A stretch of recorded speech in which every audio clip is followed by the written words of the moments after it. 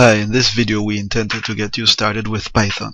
In this course you have a few assignments, and these require that you have Python installed on your computer. The first thing you need to do is log on to your Moodle account. So here we have it, and if you come right here you see the link that you need to click.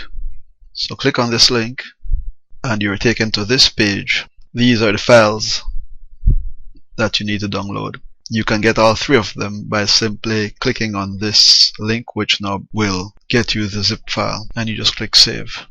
So it's 25.1 megabytes, so it's going to take a little while, but it shouldn't take too long if you have a decent connection.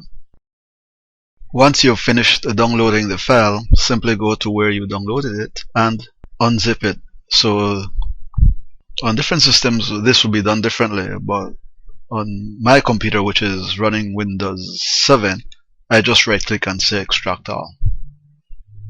So once I've done that, and I've done it here already, you see that we get the folder here with the files. So this will install Python on your computer, and once you have done that, you then need to install this one and then this one. Note that this is Python 2.7.3. It is very important that you use this version. There are newer versions, but then those newer versions may not work very well with these libraries.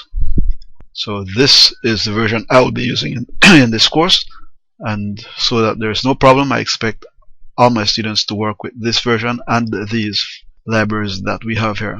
I do realize that at some point in the future I will have to move up to a later version. So to install this, for example, you just double click that and you get the usual, do you want to run this file, run, and from there on you should be okay.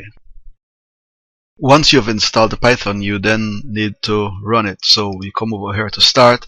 This is on Windows 7. If you have Windows 8, it's going to be a bit different. You're going to have to figure it out. So you come here and you type Python, Python, and we get these options here. This is the one you want, idle Python GUI. So let's remember that. And so you click on this, and there we have it. So what we have here is the interpreter, sometimes called the shell. Normally we're going to use this shell to interact with programs that we write. But to begin with, you can simply use the interpreter directly. So for example, you can say 7 plus 8 and you get the answer immediately. You can say print something. For example, you can say print hello, and you have that. What you now need to do is make sure that your libraries have been properly installed. So the way to do that is to say import matplotlib. Now let's suppose there was no library by the name of matplotlib to import. You'd get an error message. So for example, if I typed nonsense like this, that's the message I get. So I want matplotlib,